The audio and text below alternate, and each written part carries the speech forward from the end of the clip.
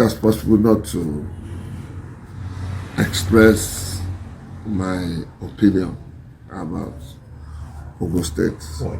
Because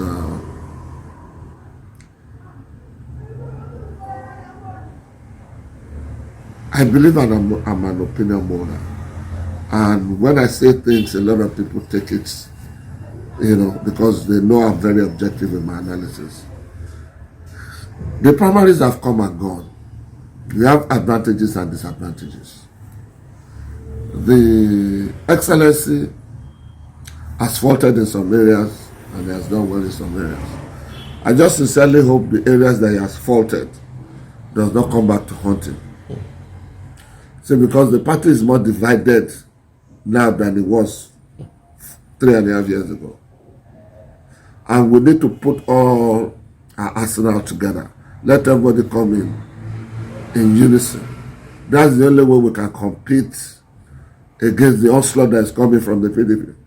More so now they have more confidence after beating the incumbent in Osun. You understand what I'm saying? We need to get our acts right. We need to get everybody on board and, try and harness all our advantages. Try and correct all the errors that we've been making. Or else, I hate to say it, the same thing that happened in Osun might happen. Let's talk about Otunba, Abayomi. You are somebody I know, and when you talk about issues, national issues and all that, you're always very forthright. How did you develop? How did you get that confidence for you to be able to say it as it is without fear? Well, I first and foremost, I went to University of Nigeria, Nsukka. I schooled in Mayflower Academy. And actually taught us a lot of things. Say it the way it is, irrespective of how you feel. And I've already contested governorship twice in this state. I contested Senate. All those elections I lost. But the point here is this. The truth has no coloration. It's either you say it the way it is, from your own point of view. You might not be right, but it's still your point of view.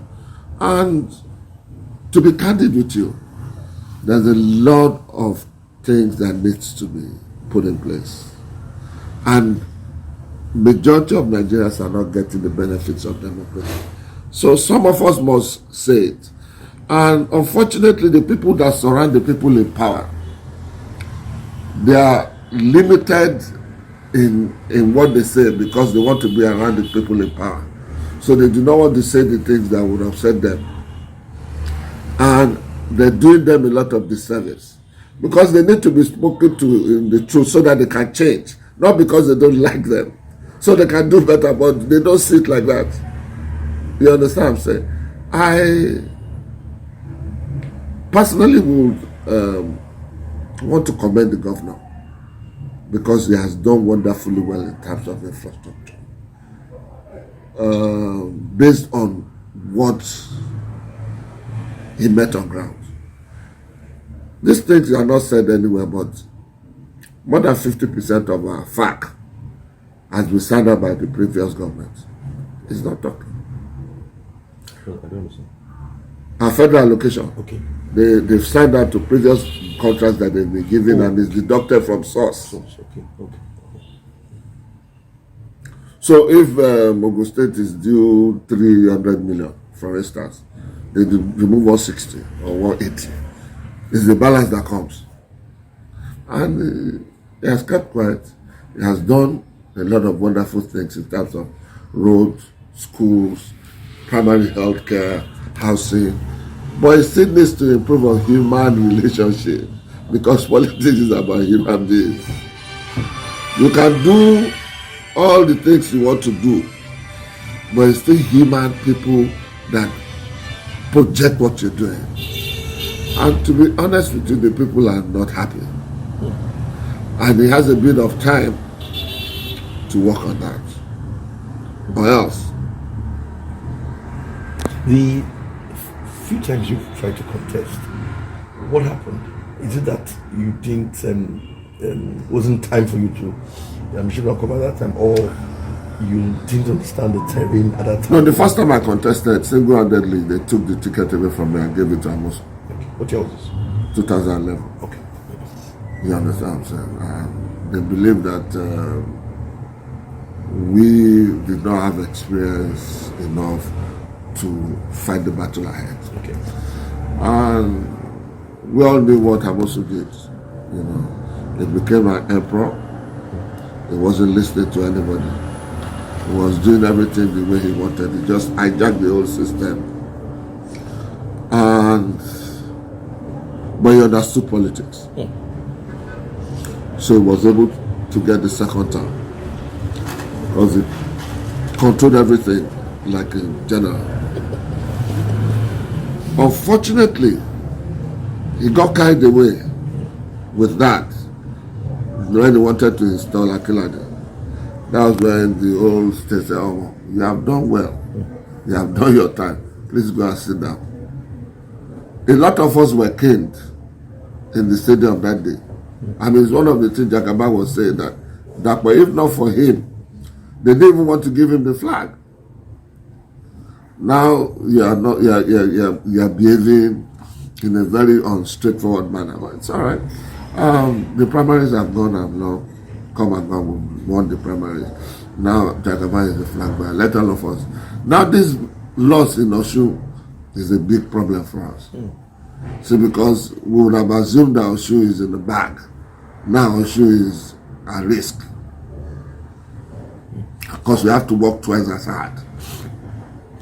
It makes it easier when you have a sitting governor. Now the governor is going to the opposition. You know, and you know what power is all about. But all that said. And how about the second time that you wanted to be governor? The second time I contested as an Otunba of Ijebuland. Okay.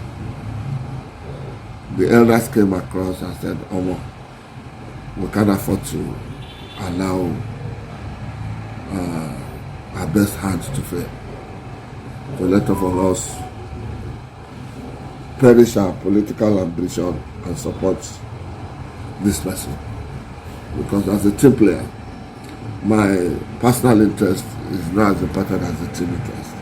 So we all stepped down and supported the person that they said, I mean, politics, they will always be godfather. Some are visible, some are not. But if anybody sits there and says, godfather doesn't understand politics, let me ask you a question. You build a house, there's nobody there. You spend your money in the household. And after you've completed the house, somebody comes and says he wants to take the master bedroom. Is it possible? That's what happens. There are 18 political parties. 18 right now. Including Labour. They are not building the house. They are just waiting to use the carcass in the election. If you don't build a house, it cannot shelter you when you need it. There are 18 political parties. There are multi-million Nigerians that are different opinions. Let each party build a party. So there is a real competition. But as it is, only two parties can win election effectively in Nigeria, PDP and APC. APC was not there before they brought it. You know. And of course, Anambra State is ABGA. That one, nobody can take it away from them. They've chosen that any state election is ABGA. No matter who you are, you will fail. But when it comes to presidency, they choose PDP. And the PDP that was supposed to zone to their side refused to zone. So everybody is unhappy, and they've now gone to a party that does not exist, Labour. All of them are going to cry back after the election. Haven't they seen the sample? How many elections did Labour get? Or should just finish, how many did they get? How many votes? That's how it's going to happen in the national election. If Peter likes, he should speak with in all the Tureshi, all the English. Politics is not about talk, it's about action. Talking about your mastery of politics and all that, how did it, is it that you studied political science or You took time to study politics. I went to political school training. My mentor was Alhaji Rokim Adeniji, the former deputy chairman of Ogun State. It took me through the process, gradual learning. I mean, it took 50, 80 years of understanding. Don't do it like this. This is how to do it. This is the process. And of course, I read a lot. So, with the local experience, I need to read to understand. And of course, my political navigator